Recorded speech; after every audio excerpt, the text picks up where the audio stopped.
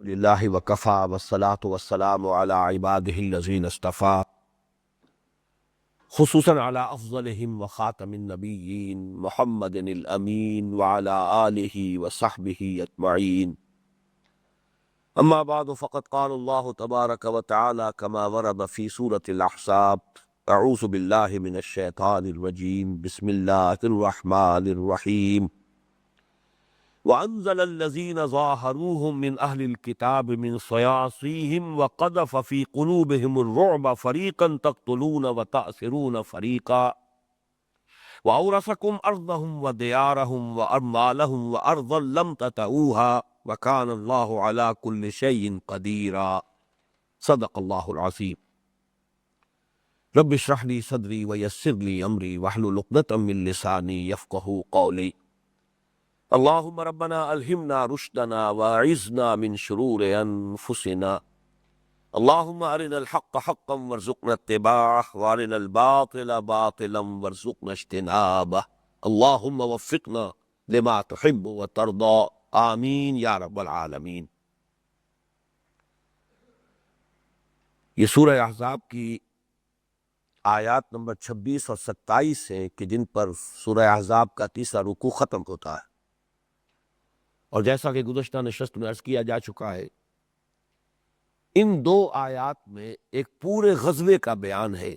غزوہ بنی قریظہ۔ یہ غزوہ ایک اعتبار سے تو تتمہ ہے، ضمیمہ ہے غزوہ احزاب کا، لیکن یہ کہ اپنی اہمیت کے اعتبار سے اہل سیر نے، سیرت نگاروں نے اسے ایک مستقل نام دے کر اور ایک علیحدہ ایک اینٹی کی حیثیت سے اس کے بارے میں بحث کی ہے اور اس کے حالات و واقعات کو ریکارڈ کیا ہے۔ یہ ذہن میں رکھیے کہ مدینہ منورہ میں جب حضور تشریف لائے ہیں، 3 قبیلے تھے یہود کے جو آباد تھے، بلکہ ایک رائے یہ ہے کہ مدینے کی قدیم ترین آبادی اصل میں یہی یہودی تھے۔ اوس اور خزرج کے قبیلے بعد میں آئے۔ یہ تو جب بند ٹوٹا ہے یمن کا، اور اس کے بعد اس سیلاب کی وجہ سے جو تباہی آئی ہے، تو یمن کے قبائل تھے، عرب قبائل، عرب عاربہ جن کا کہا جاتا ہے، پرانے اصل عرب، پھر وہ منتشر ہوئے، تو اوس اور خزرج کے دونوں قبیلے جو ہے وہ آ کر یہاں آباد ہوئے ہیں۔ یہ 3 قبیلے جو ہے یہود کے، یہ پہلے سے یہاں آباد تھے، ایک رائے یہ ہے تاریخی اعتبار سے۔ بہرحال 2 قبیلے جو اصل عرب تھے، عرب عاربہ، اوس اور خزرج، اور 3 قبیلے یہ بنی اسرائیل کے، ان میں یہ بنو قینقاع، بنو نذیر یا بنو نذیر، اور تیسرے یہ بنو قریظہ۔ ان سے حضور نے صلی اللہ علیہ وسلم عہد کیا، معاہدہ کیا، اور اس معاہدے کو، میثاق مدینہ کو، آج کل بہت غلط کوٹ کیا جا رہا ہے اور غلط اس سے استدلال کیے جا رہے ہیں۔ اصل میں یہ ایک وقتی تدبیر تھی، جیسے صلح حدیبیہ ایک وقتی تدبیر تھی، وہ کوئی مستقل اور دائم قانون نہیں ہے اہل ایمان کے لیے، بلکہ یہ کہ حضور صلی اللہ علیہ وسلم کے تدبر کا شاہکار ہے۔ اصل میں تو جو آخری جو چارٹر ہے قرآن مجید کا، وہ ہے کہ جو سورہ توبہ میں آیا ہے، جبکہ تکمیل ہو گئی حضور کے مشن کی، اور اسی زمانے میں وہ آیت مبارکہ نازل ہوئی، الیوم اکملت لکم دینکم واتممت علیکم نعمتی ورضیت لکم الاسلام دینا۔ پھر وہ چارٹر دیا گیا کہ جو عرب کے مشرکین ہیں ان کے لیے کوئی رعایت نہیں ہے، اگر وہ ایمان نہیں لائیں گے تو قتل کیے جائیں گے۔ البتہ یہود اور نصارہ کو ایک تیسرا آپشن ہے، یؤتوا الجزیۃ عن ید وہم صاغرون، جزیہ پیش کریں، اپنے ہاتھ سے چھوٹے بن کر رہیں، اور اسلامی حکومت کی نظام خلافت کی بالادستی کو قبول کریں، تب وہ رہ سکتے۔ اور اسی پر پھر قیاس ہوا ہے تمام پوری ہماری مسلم تاریخ میں، جو کوئی علاقہ بھی مسلمان جو ہے جاتے تھے تو 3 شرطیں وہاں پیش کرتے تھے، ایمان لے آؤ تو ہمارے برابر کے بھائی ہو، تمہارے اموال، تمہاری جائیدادیں، ہر شے محفوظ، بلکہ جو ہمارا سٹیٹس ہے وہی تمہارا ہو جائے۔ اگر یہ نہیں کرتے ہو تو پھر اسلام کی بالادستی قبول کرو اور جزیہ دو، اور یہ بھی اگر قبول نہیں تو پھر تیسرا الٹرنیٹیو یہ کہ میدان جنگ میں آؤ، تلوار ہمارے اور تمہارے درمیان فیصلہ کرے۔ تو اسلام کا جو اصل ہے وہ تو یہی ہے۔ دوبارہ بھی اگر اسلام کی اصل ریاست اور اصل نظام خلافت کہیں قائم ہوا تو یہی 3 چیزیں ہوں گی سامنے موجود۔ طاقت اگر ہو، قوت اگر ہو، اور پھر یہ ہے کہ باطل کا غلبہ یا باطل کا کسی بھی اللہ کی زمین کے کسی بھی قطعے یا خطے پر باطل کا غلبہ گوارا کر لینا، یہ تو پھر ایمان کے منافی ہے۔ بہرحال یہ تین قبیلے جن سے حضور نے صلح کی تھی، یہ ان اپنی صلح کی شرائط میں بند کر رہ گئے۔ منگمری واٹ نے، جس نے کتابیں لکھی ہیں دو حضور کی سیرت پر، محمد at Mecca, Muhammad at Medina صلی اللہ علیہ وسلم، تو اس میں دوسری جو جلد ہے یہ محمد ایٹ مدینہ، یعنی حضور کی مدنی زندگی پر جو کتاب لکھی ہے، اس میں جتنے الفاظ ہو سکتے ہیں تعریف کے، مدح کے، ستائش کے، وہ بھی سپرلیٹیوز کی شکل میں اس نے استعمال کر دی۔ تدبر، معاملہ فہمی، انسان شناسی، حکمت، ہر چیز کے اعتبار سے گویا کہ، اور حضور کے تدبر کا بہت بڑا شاہکار جو ہے وہ یہ ہے کہ آپ نے وہاں جا کر جو معاہدہ کیا ان تینوں قبیلوں کے ساتھ، اس میں وہ جکڑے گئے، لیکن پیچ و تاب اندر ہی اندر وہ کھاتے رہتے تھے، اور کسی نہ کسی قبیلے کی طرف سے اسی پیچ و تاب میں کبھی کوئی ایسی حرکت ہو جاتی تھی کہ جس سے گویا کہ اس کی جانب سے وہ جو صلح ہے وہ ختم ہو گئی، معاہدے کی خلاف ورزی ہو گئی۔ چنانچہ غزوہ بدر کے فوراً بعد بنو قینقاع کا معاملہ ہوا، وہ جلا وطن کیے گئے۔ پھر غزوہ احد کے بعد سن 4 میں بنو نذیر یا بنو نذیر، اس کے دونوں تلفظ ہے، ان کی طرف سے معاملہ ہوا، تو باقاعدہ میں اس سے پہلے بیان کر چکا، غزوہ بنی نذیر اس کے باقاعدہ ایک نام ہے، انہیں بھی جلا وطن کیا گیا۔ لیکن ہوا یہ کہ جلا وطن کیا گیا، ان میں سے کچھ لوگوں کو قتل نہیں کیا گیا، بلکہ یہ کہ یہ بھی اجازت دی گئی اپنا ساز و سامان بھی جتنا لے جا سکتے ہو، اموال منقولہ جو بھی ہے لے جاؤ۔ بنو نذیر تو جب گئے ہیں تو اپنے خود گھروں کو توڑ توڑ کر چوکھٹیں بھی نکال لی، اور چھتوں کے اندر سے شہتیر بھی نکال لیے، تو 600 اونٹوں پر لدا ہوا مال تھا دو سے ایک قبیلے کا، جو وہ لے کر گئے۔ تو یہ دو قبیلے تو جلا وطن ہو چکے تھے مدینہ منورہ سے غزوہ احزاب سے قبل ہی۔ تو گویا کہ غزوہ احزاب جو صرف ایک قبیلہ باقی تھا، بنو قریظہ، اور انہوں نے نبھایا تھا اب تک بہت ہی خوبصورتی کے ساتھ، عمدگی کے ساتھ، جو بھی معاہدے کی شرائط تھی ان کی پابندی کی تھی۔ چنانچہ یہ میں بیان کر چکا ہوں کہ حیی ابن اخطب کو انہیں غداری پر اور غدر پر آمادہ کرنے کے لیے بڑی محنت کرنی پڑی، یہاں تک بھی کہ اس نے یہ کہا کہ میں بھی پھر تمہارے پاس ہی رہوں گا، اگر تم پر کوئی آفت آئے گی تو وہ آفت مجھ پر بھی آئے گی۔ چنانچہ وہ بھی پھر اس آخری آفت میں شریک رہا ہے، حالانکہ وہ بنو قریظہ میں سے نہیں تھا، وہ تو بنو نذیر کا سردار تھا، حیی ابن اخطب۔ بہرحال جب ان کی طرف سے بدعہدی ہو گئی، تو اب جب کہ اللہ تعالیٰ نے وہ جو الفاظ ہم پڑھ چکے ہیں کہ وَرَدَّ اللَّهُ الَّذِينَ كَفَرُوا بِغَيْظِهِمْ لَمْ يَنَالُوا خَيْرًا، جب وہ احزاب جو باہر سے آئے تھے، شمال سے اور مشرق سے اور مغرب سے، وہ سب کے سب چلے گئے، بیرونی میدان صاف ہو گیا، تو پھر یہ روایت میں آتا ہے کہ حضور صلی اللہ علیہ وسلم ام المومنین حضرت ام سلمہ رضی اللہ تعالی عنہ کے ہاں تھے، اور آپ ابھی وہ جو گرد و غبار اور جو بھی اس دور کا تھا اس کو غسل فرما رہے تھے۔ حضرت جبرائیل علیہ السلام اس وقت آئے اور انہوں نے کہا کہ آپ نے ہتھیار اتار دیے، ہم نے تو ابھی ہتھیار نہیں اتارے، اور بنو قریظہ کو ان کے غدر، ان کی بے وفائی، ان کی بدعہدی کی سزا دی جانی ہے، اور میں جا رہا ہوں آگے آگے، اور آپ اہل ایمان کو لے کر آئیے، میں جا کر ان کے قلعوں کے اندر زلزلہ ڈال دوں گا، ان کے دلوں میں رعب ڈال دوں گا۔ یہی اصل میں ملائکہ کا جو ہے سب سے زیادہ جو کارگر ہوتا ہے وہ یہی ہے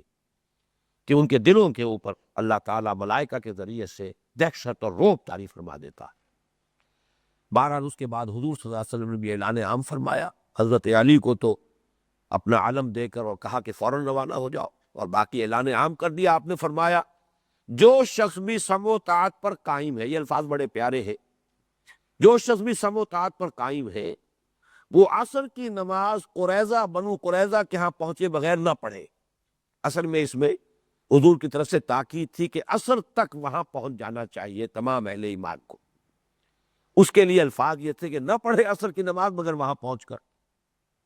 اس میں بھی ایک دلچسپ واقعہ ہے، چونکہ یہ دلچسپ واقعہ جو ہے حدیث کے ضمن میں بہت سے جو ہمارے ہاں اس کی تعبیر میں اختلاف کی وجہ سے جو پیدا ہو جاتا ہے اختلاف رائے، اس کے ضمن میں صحیح طرز عمل جو ہے اس واقعے سے ہمارے سامنے آتا ہے، اور وہ یہ ہے کہ کسی ایک ہی بات کی دو تعبیریں ممکن ہوتی، بدقسمتی سے ہم کسی ایک تعبیر کے اوپر اڑ جاتے ہیں اور دوسری تعبیر کی نفی کر کے اور شدت کے ساتھ اس کی مخالفت پر کمر کس لیتے ہیں۔ اب ہوا یہ کہ جب صحابہ حضور کے اس حکم پر عمل کر رہے تھے، جا رہے ہیں بنی قریظہ کی طرف، کئی میل کا سفر ہے، تو راستے میں عصر کا وقت ہو گیا۔ اب اختلاف رائے ہو گیا۔ کچھ لوگوں نے کہا ہم تو نہیں پڑھیں گے، چاہے قضا ہو جائے، مغرب بھی جائے، کچھ بھی ہو، جب تک پہنچیں گے نہیں وہاں ہم نماز نہیں پڑھیں گے۔ حضور نے فرمایا ہے کہ نہ پڑھو عصر کی نماز مگر وہاں پہنچ کر۔ دوسروں نے کہا کہ نہیں، یہ منشا نہیں تھا، الفاظ کو نہ دیکھو، اصل منشا کو دیکھو۔ اصل میں تو تاکید کرنی مقصود تھی کہ ہم جلد از جلد پہنچے، عصر سے پہلے پہلے پہنچ جائیں، لیکن اب جب کہ عصر کا وقت ہو گیا ہے تو اپنی عصر کو کیوں ضائع کریں، نماز پڑھیں۔ تو اس تعبیر کے اختلاف کی وجہ سے کچھ لوگوں نے نماز نہیں پڑھی اور جا کر عشاء کے وقت پڑھی، عصر مغرب سب ملا کر۔ جیسے کہ وقوف عرفہ میں واپسی ہوتی ہے میدان عرفات سے سورج کے غروب ہونے کے بعد، لیکن مغرب وہاں نہیں پڑھی جاتی، وہ تو جس وقت بھی پہنچیں گے اب مزدلفہ میں تو مغرب اور عشاء ملا کر وہاں پڑھیں گے۔ یہی معاملہ انہوں نے سمجھا کہ حضور نے جو حکم دیا ہے اس کا منشا یہ ہے۔ کچھ حضرات نے نماز پڑھ لی۔ بعد میں جب حضور صلی اللہ علیہ وسلم کے سامنے یہ اختلاف رائے پیش کیا گیا کہ یہ معاملہ آپ نے دونوں کو صحیح قرار دیا، چونکہ یہ تعویل ہے، تعبیر ہے، حضور صلی اللہ علیہ وسلم کے حکم کی خلاف ورزی کسی کے پیش نظر نہیں، بلکہ اگر کوئی فرق ہے در حقیقت تو تعویل اور تعبیر کا ہے۔ بہرحال وہاں جب گئے، حضرت علی جب پہنچے، سب سے پہلے وہی پہنچے، تو بنو قریظہ چونکہ ان کی جمعیت بھی بہت تھی، 600-700 تو افراد وہ تھے جو جنگ کے قابل تھے، بعد میں ان کا جو حشر ہوا وہ بعد میں بیان کروں گا۔ انہوں نے اسلحہ بھی بہت جمع کیا ہوا تھا، قلعے ان کے بڑے مضبوط تھے، دیواریں اونچی اونچی تھی،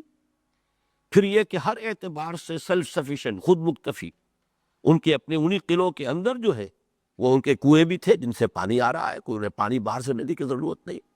رسد جو ہے بہت طویل عرصے کے لیے ان کے پاس ساز و سامان کھانے پینے کے لیے موجود ہے۔ تو انہوں نے فوراً اپنے دروازے وغیرہ بند کیے، قلعہ بند ہو گئے، اور فصیل کے اوپر سے حضور صلی اللہ علیہ وسلم اور اہل ایمان کو گالیاں، غلیظ گالیاں دینی شروع کرنے کا۔ بہرحال یہاں سے پھر وہ محاصرہ شروع ہوا ہے، اور 20-25 دن تک محاصرہ جاری رہا ہے۔ مسلمان کچھ کوشش بھی کرتے تھے لیکن اوپر سے تیروں کی بوچھاڑ آتی تھی، ایک قلعہ ہے، قلعے کے اوپر سے، لہذا وہ پیش قدمی مشکل ہو جاتی۔ یہ صورتحال جو ہے 20-25 دن تک قائم رہی۔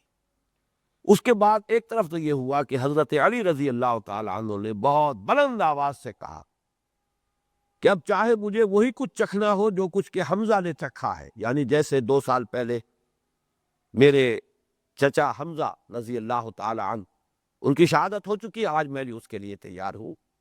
لیکن یہ کہ بہرحال آج یہ میں نے قلعہ ضرور فتح کرنا ہے۔ ایک تو یہ، اور حضرت علی رضی اللہ تعالی عنہ کی طرف سے جب پروکلیمیشن آئی ہے تو اس سے ان کے دل دہل گئے، اور پھر یہ کہ خود بھی ان کے اندر جو رعب قائم ہو چکا تھا مسلمانوں کا، تو تزلزل پیدا ہو چکا تھا۔ انہوں نے یہ کہا کہ ابو لبابہ رضی اللہ تعالی عنہ، اوس کے ایک انصاری صحابی ہے، ان کے چونکہ جو باغات وغیرہ تھے وہ قریظہ ہی کے علاقے میں تھے، ان کے اہل و عیال بھی وہی رہتے تھے، ان سے کافی ان کے مراسم تھے، گھریلو جس طرح آپ کہتے ہیں، فیملی ٹرمز۔ تو انہوں نے یہ کہلوایا، حضور کو پیغام دیا کہ ابو لبابہ کو ہمارے پاس بھیج دیں، ہم ان سے مشورہ کرنا چاہتے ہیں۔ ابو لبابہ رضی اللہ تعالیٰ عنہ پہنچے تو انہوں نے پوچھا کہ کیا کریں، ہم تمہارا کیا خیال ہے، ہم اپنے آپ کو محمد کے حوالے کر دیں، محمد کے فیصلے پر صلی اللہ علیہ وسلم سرنڈر کر دیں؟ ان کا کر دو، لیکن اشارہ کر دیا کہ تمہاری گردنیں اڑا دی جائے گی۔ لیکن فوراً احساس ہوا کہ میں نے تو خیانت کی، یہ یعنی بے خبری میں غیر ارادی طور پر، یا چونکہ ایک بہرحال مراسم تو تھے، جیسے کہ بعد میں فتح مکہ کے موقع پر معاملہ ہوا ایک صحابی کے ذریعے سے، انہوں نے بھی اس کمزوری کا مظاہرہ کیا تھا، تو حضرت ابو لبابہ سے وہ کمزوری ہو گئی، لیکن فوراً ہی انہیں تنبہ ہوا، یہ میں نے کیا کیا، میں تو گویا کہ خیانت کا مرتکب ہو گیا۔ تو واپس آئے فوراً، اور آ کر اپنے آپ کو ستون سے باندھ دیا کہ اب اللہ میری توبہ قبول فرمائے اور حضور خود آ کر مجھے خود ستون سے یہاں سے کھولے تو ہی میں یہاں سے آزاد ہوں گا، ورنہ میں یہاں بندھا رہوں گا۔ 6 دن رات بندھے رہے ہیں کہ ان کی زوجہ محترمہ آتی تھی، نماز کے وقت انہیں کھولتی تھی، نماز پڑھ کے پھر بھگ جاتی تھی۔ حیرت ہوتی ہے، مشقت جھیلنے کی بھی انتہا ہوتی انسان میں، لیکن یہ کہ بہرحال ان حضرات کے اندر وہ مشقت کا یہ تحمل جو ہے اس کی صلاحیت موجود تھی، بندھے رہے۔ حضور کو جب اطلاع ملی، حضور نے فرمایا اگر وہ براہ راست میرے پاس آ گئے ہوتے میں اللہ سے استغفار کرتا۔ اب انہوں نے براہ راست اللہ کے ہاں معاملہ پیش کر دیا ہے، تو اب میں کچھ نہیں کر سکتا، تو اللہ تعالیٰ کی طرف سے ہی توبہ کی قبولیت کا اعلان آئے گا تو وہ اس سے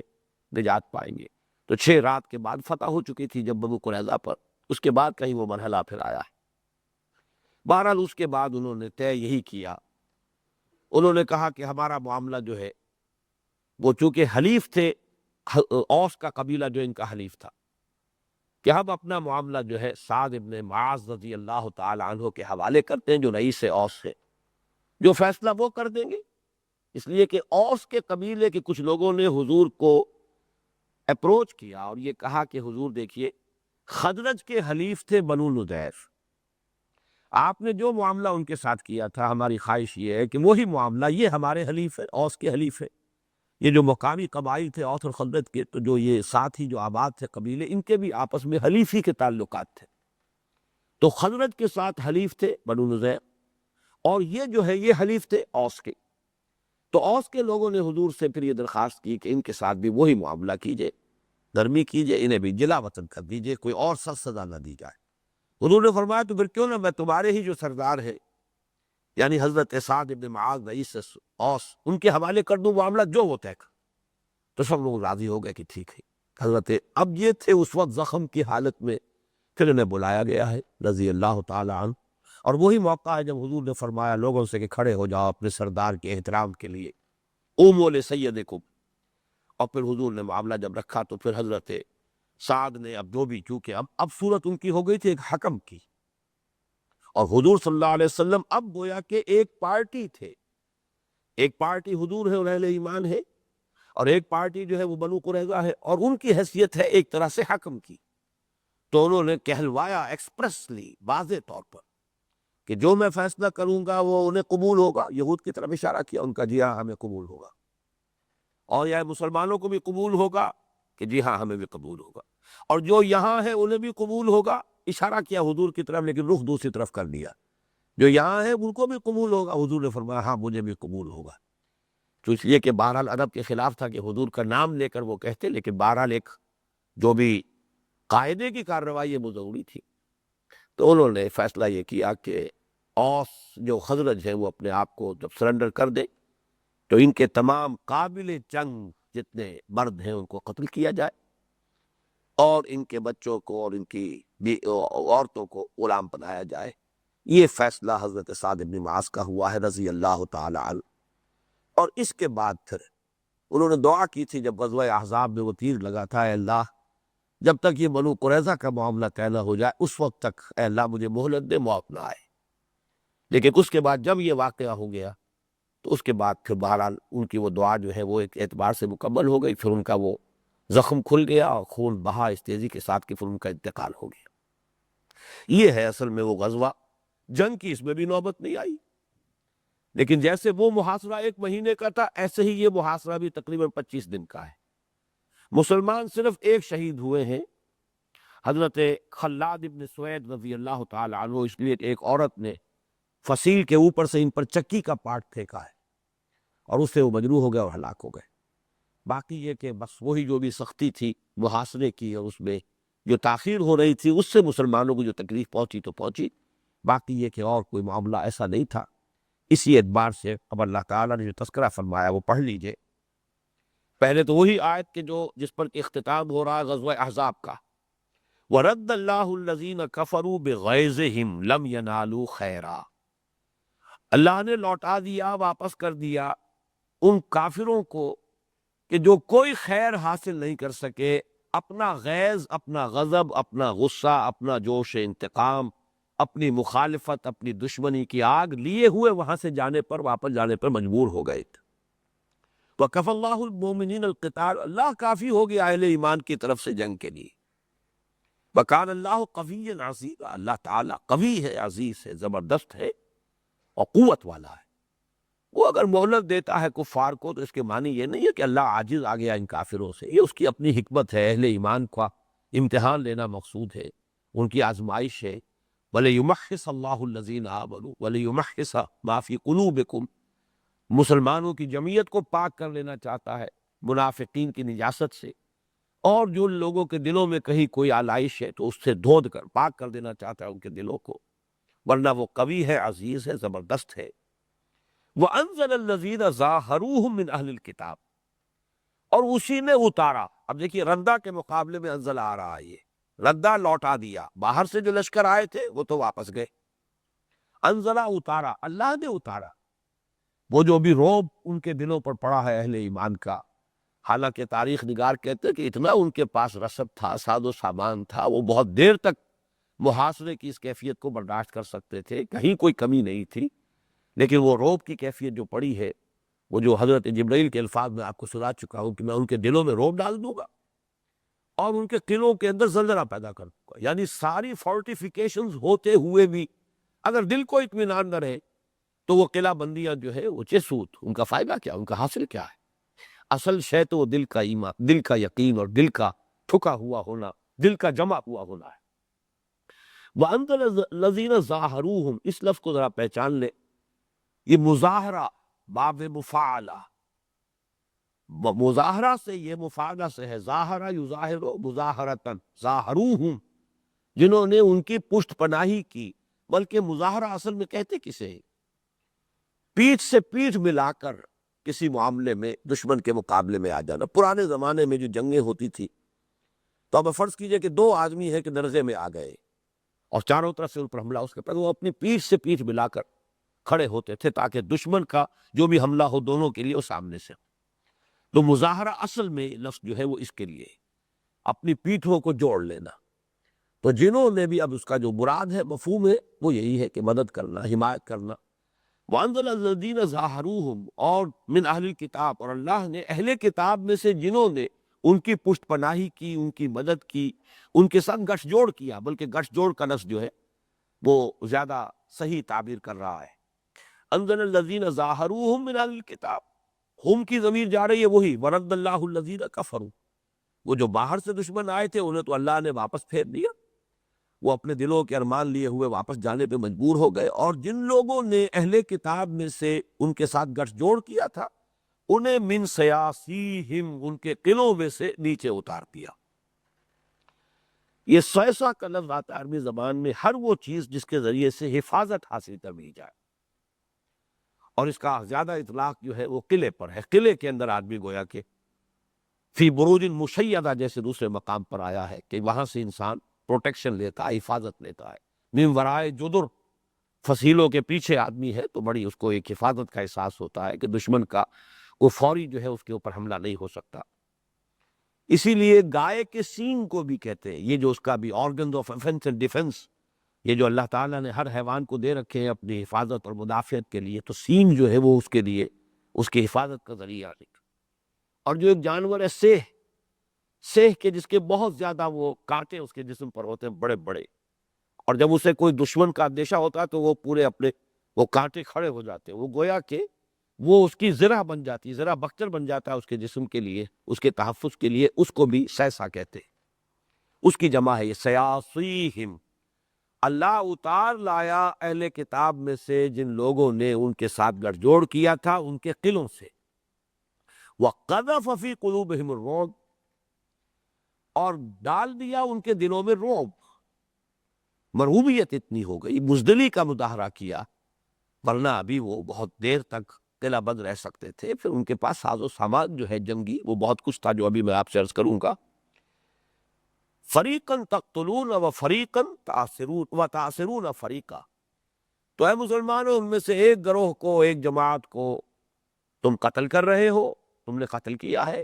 حضرت سعد بن معاذ رضی اللہ تعالی عنہ کے فیصلے کے مطابق، تو 600 یا 700 مرد ہیں جو قتل ہوئے، اور سیرت النبی صلی اللہ علیہ وسلم میں یہ سب سے زیادہ ایسا مقام ہے کہ جس میں محسوس ہوتا ہے کہ اللہ تعالیٰ کی کسی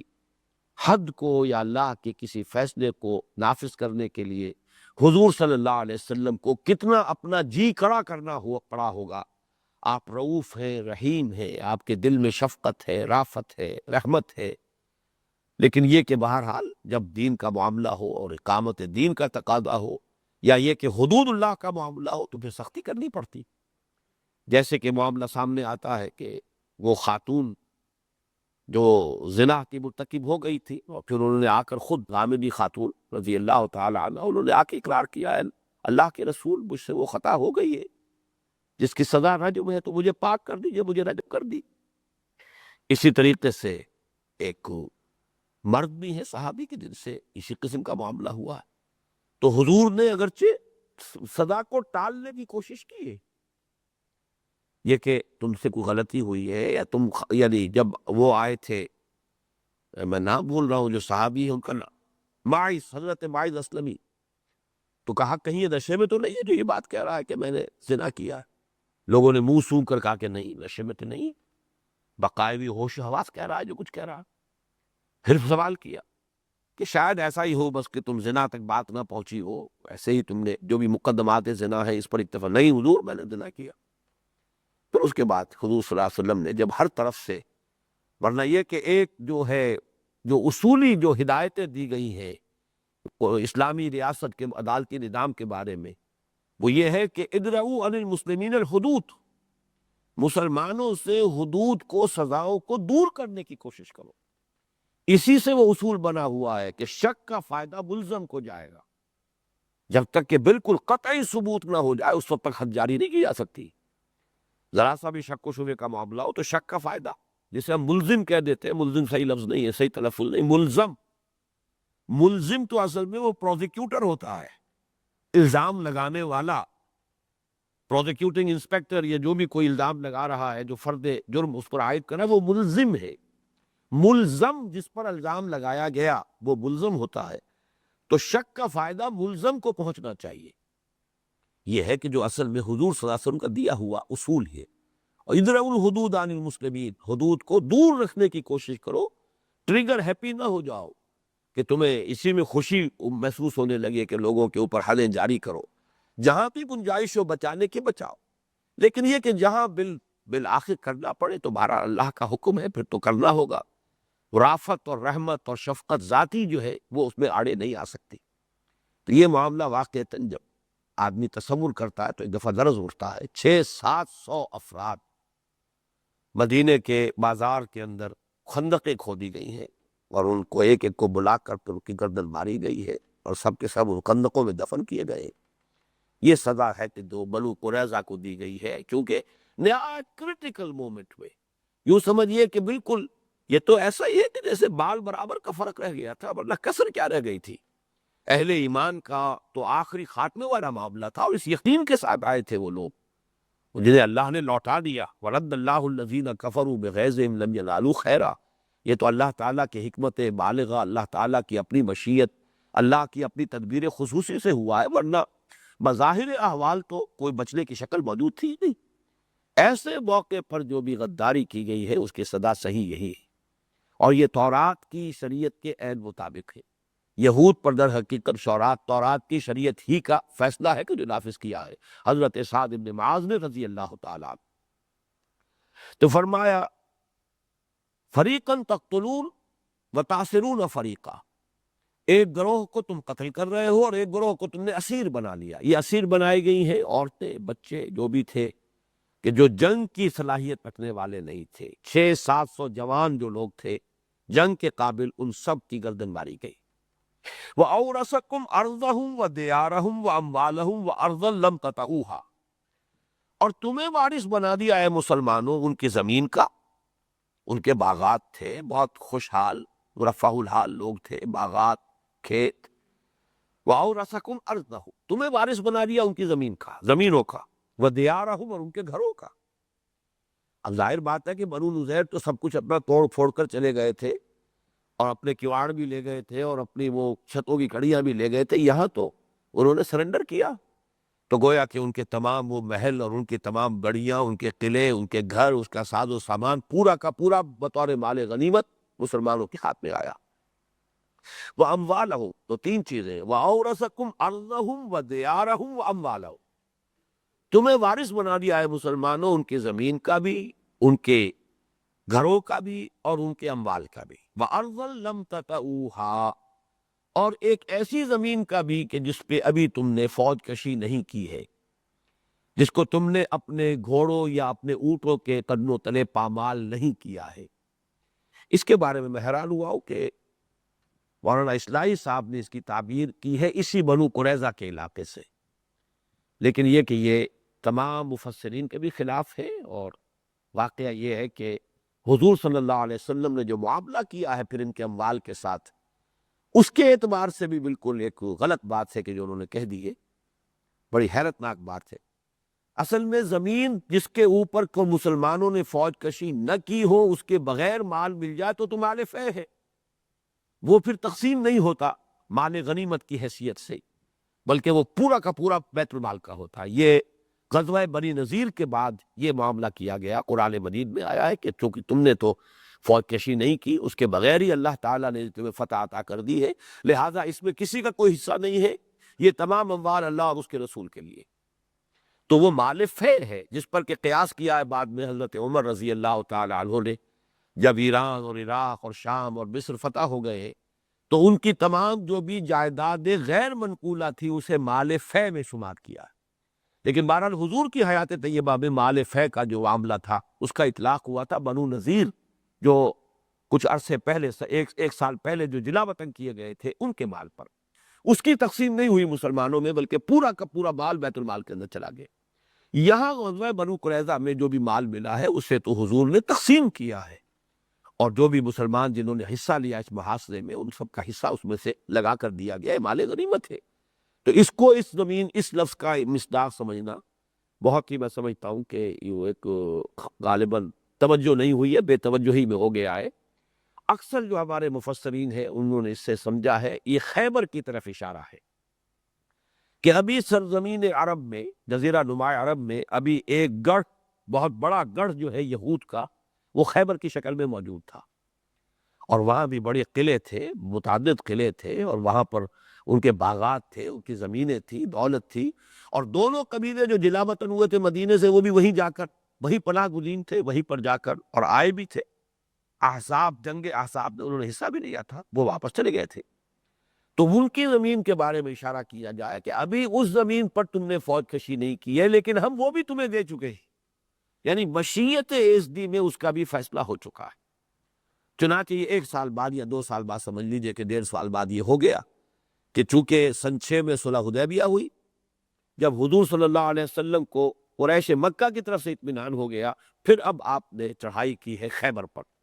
اور خیبر جب مسلمانوں کے ہاتھوں فتح ہوا ہے تو پھر مال غنیمت جو ہے بڑی کثیر تعداد اور مقدار میں مال غنیمت مسلمانوں کو حاصل ہوا، اور اب تک جو کچھ بھی ان پر تنگی تھی وہ سب ختم ہوئی ہے خیبر کی فتح کے بعد۔ تو اکثر کا یہ رائے ہے کہ وہ ارض لم تطئوہا، یہ اصل میں خیبر کی طرف اشارہ ہو رہا ہے کہ وہ زمین بھی ہم نے مسلمانوں تمہیں دے دی ہے۔ البتہ یہ کہ عالم واقعہ میں اس کا دیا جانا وہ ابھی کچھ وقت کے بعد ہوگا، لیکن مشیت ایزدی میں یہ طے ہو چکا ہے، وہ ابھی ہم تمہیں دے چکے ہیں۔ وَكَانَ اللَّهُ عَلَىٰ كُلِّ شَيْءٍ قَدِيرًا، اور یقیناً اللہ تعالیٰ ہر شے پر قدرت رکھنے والا ہے۔ اس کے کسی وعدے کے بارے میں نہ کسی صاحب ایمان کو شک ہو سکتا ہے، نہ اس میں کہ آیا یہ کام اللہ تعالیٰ کر سکتا ہے یا نہیں۔ اللہ کے قدرت سے انسان کو کبھی مایوس نہیں ہونا چاہیے۔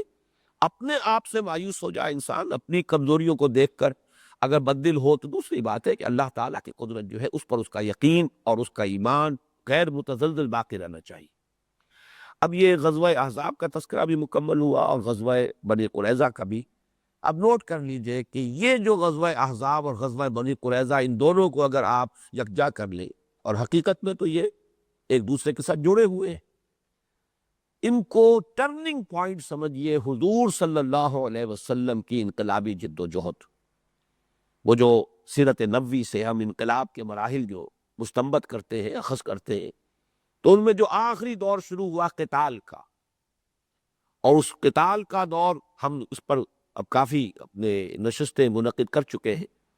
اذن قتال سے پھر قتال کی فرضیت، پھر اس کے اوپر جو بھی مختلف مراحل آئے ہیں، تو غزوہ احزاب ٹرننگ پوائنٹ، یعنی اہل ایمان پر امتحانات کی سختی، شدت، انٹینسٹی انتہا کو پہنچ گئی،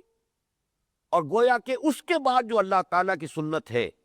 کہ پھر اللہ تعالیٰ کی طرف سے مدد آتی۔ چنانچہ جیسے کہ وہ آیت میں نے بارہا کوٹ کی اس درس کے دوران، آیت نمبر 214 سورہ بقرہ کی، ام حسبتم ان تدخلوا الجنۃ ولما یاتکم مثل الذین خلوا من قبلکم مستهم البأساء والضراء وزلزلوا حتى يقول الرسول والذين آمنوا معه متى نصر الله الا ان نصر الله قریب۔ جب یہ امتحان اس شدت کو پہنچ جاتا ہے کہ وقت کے رسول اور ان کے ساتھی پکار اٹھتے ہیں کہ اب اللہ کی مدد کب آئے گی، تو پھر انہیں خوشخبری دی جاتی ہے کہ اللہ کی مدد قریب ہے، آیا چاہتی ہے۔ بددل نہ ہو، مایوس نہ ہو، تم پاس ہو گئے، کامیاب ہو گئے، امتحان کے اندر تم سرخرو ہو گئے، تم نے اپنے ایمان کا ثبوت فراہم کر دیا، اور یہی مقصود تھا۔ اب اللہ تعالیٰ کی طرف سے مدد آیا چاہتی ہے اور فتح تمہارے قدم چوما چاہتی ہے۔ چنانچہ اسے نوٹ کیجئے کہ روایات سے یہ معلوم ہوتا ہے کہ حضور صلی اللہ علیہ وسلم نے غزوہ احزاب کے بعد مسلمانوں کو یہ خوشخبری دے دی تھی۔ چنانچہ ایک تو الفاظ وہ ہے جو مولانا مودودی نے تفہیم القرآن میں نقل کیے ہیں، لیکن افسوس یہ کہ انہوں نے حوالہ نہیں دیا ہے، یہ حدیث کی کسی اور کتاب میں یہ الفاظ ہوں گے، لن تغزوکم قریش بعد عامکم ھذا ولکنکم تغزونہ۔ اے مسلمانوں، اب قریش تمہارے اس سال کے بعد اب وہ تم پر کبھی اقدام کر کے حملہ آور نہیں ہوں گے، اب انیشیٹو تمہاری طرف سے ہوگا، اب اقدام ہم کریں۔ لن تغزوکم قریش بعد عامکم ھذا، اس سال کے بعد۔ اس سے بھی اندازہ ہوتا ہے کہ کس طرح حضور کی نبض، حضور کی جو انگلیاں ہیں وہ بالکل حالات کے نبض پر تھی۔ پورا اندازہ تھا کہ اب قریش آخری بار تھی، یہ اب ان میں ہمت نہیں، ٹوٹ چکے اندر سے، اب ان کے اندر حوصلہ برقرار نہیں رہا ہے، تو یہ آخری بار تھی۔ اللہ تعالیٰ کی طرف سے جو شدید آزمائش آ گئی، اے مسلمانوں تمہارے یہ خوشخبری ہے، لن تغزوکم قریش بعد عامکم ھذا ولکنکم تغزونہ۔ لیکن یہ کہ بخاری شریف میں جو الفاظ آئے وہ الرحیق المختوم کے مصنف نے کوٹ کیے ہیں، الآن نغزوہم، اب ہم ان پر حملہ کریں گے، ولا یغزوننا، اب وہ ہم پر حملہ کرنے کی جرت نہیں رکھتے، نحن نسیر الیہم، اب ہم ان کی طرف جائیں گے۔ چنانچہ اصل میں اسی کا ظہور ہے کہ جو پھر عمرے کے لیے آپ گئے ہیں، صلح حدیبیہ ہوئی ہے۔ اور یہ بھی نوٹ کر لیجئے تاریخی اعتبار سے، اگرچہ میں آج کل جو تقاریر خلافت کے سلسلے میں نے کی ہے اس میں یہ بات کو میں واضح کر رہا ہوں کہ زمانے کے اعتبار سے نوٹ کر لیجئے کہ یہ جو خوشخبری سورہ صف میں آئی تھی جو ہم پڑھ چکے ہیں، وہ تو ہمارے چوتھے حصے کے اسباق میں سے،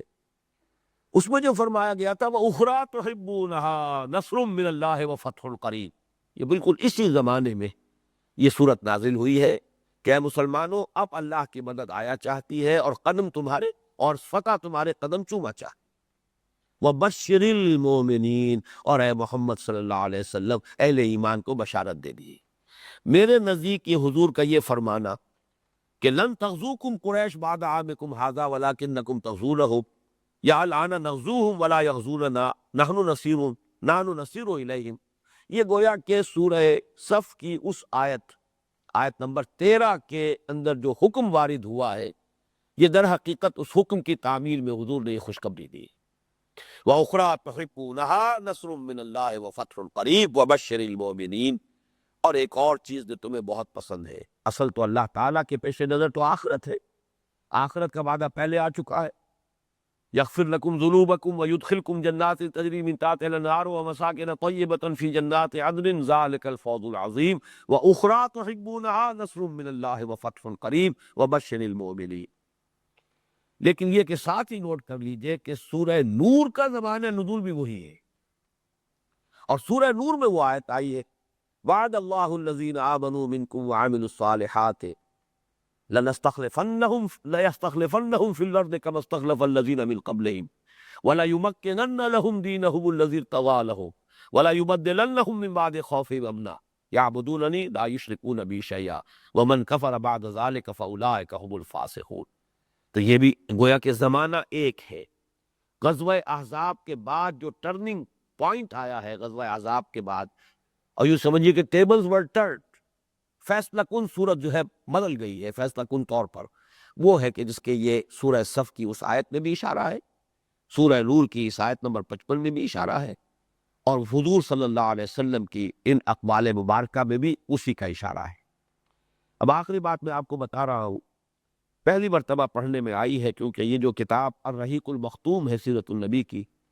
اس میں بہت سی چیزیں ایسی ہیں کہ جو اس سے پہلے سیرت کی کتابوں میں نہیں تھی جو اس میں مجھے ملی تھی۔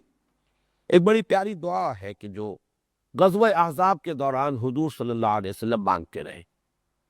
تو وہ دعا جو ہے وہ میں آپ کو سنا رہا ہوں۔ اللہم منزل الکتاب سریع الحساب اہزم الاحزاب اللہم اہزمہم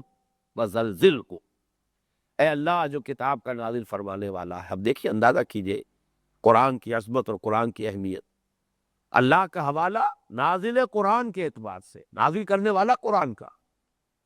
اللہم منزل القرآن منزل الکتاب، اللہم منزل الکتاب سریع الحساب۔ اور یہ بخاری شریف میں یہ الفاظ موجود کہ حضور یہ دعا مانگتے تھے کہ اے اللہ جس نے کتاب نازل فرمائی ہے، قرآن کا نازل فرمانے والا، اور جو حساب لینے میں جسے کوئی وقت نہیں لگتا، دیر نہیں لگتی، بہت جلد حساب لے لینے والا ہے، اہزم الاحزاب، ان تمام لشکروں کو تو شکست دے، انہیں تو فرار پر مجبور کر دے۔ اللہم اہزمہم وزلزلہم، اے اللہ ان کو ہزیمت دے، ان کو شکست دے، اور ان کے دلوں کے اندر زلزلہ پیدا فرما دے۔ ساتھ ہی میں نے نوٹ کیا تھا کہ جو مال غنیمت جو اور ملا، مکان ملے، ساز و سامان ملا اور دولت جو ملی، اس کے علاوہ جو اسلحہ برآمد ہوا بنو قریظہ کے اس گھروں میں سے، ان قلعوں میں سے، ان کی مقدار یہ ہے کہ 1500 تلواریں، 2000 نیزے، 300 زرہیں اور 500 ڈھالیں ان کے پاس موجود تھے، اور 600-700 لوگ موجود تھے جو جنگ کر سکتے تھے، جنہیں کہ پھر قتل کیا گیا، جن کی گردن ماری گئی۔ لیکن اس سے اندازہ ہوتا ہے کہ جب ہمت جواب دے جائے تو تعداد ہو، نفری ہو، ساز و سامان ہو، سب کچھ ہو، لیکن یہ کہ انسان کے اندر پھر ہمت نہیں رہتی اور پھر وہ کھڑا نہیں رہ سکتا۔ بہرحال اس پر ہمارا یہ آج کا سبق ختم ہو رہا ہے۔ بارک اللہ لی ولکم فی القرآن العظیم ونفعنی وإیاکم بالآیات والذکر الحکیم۔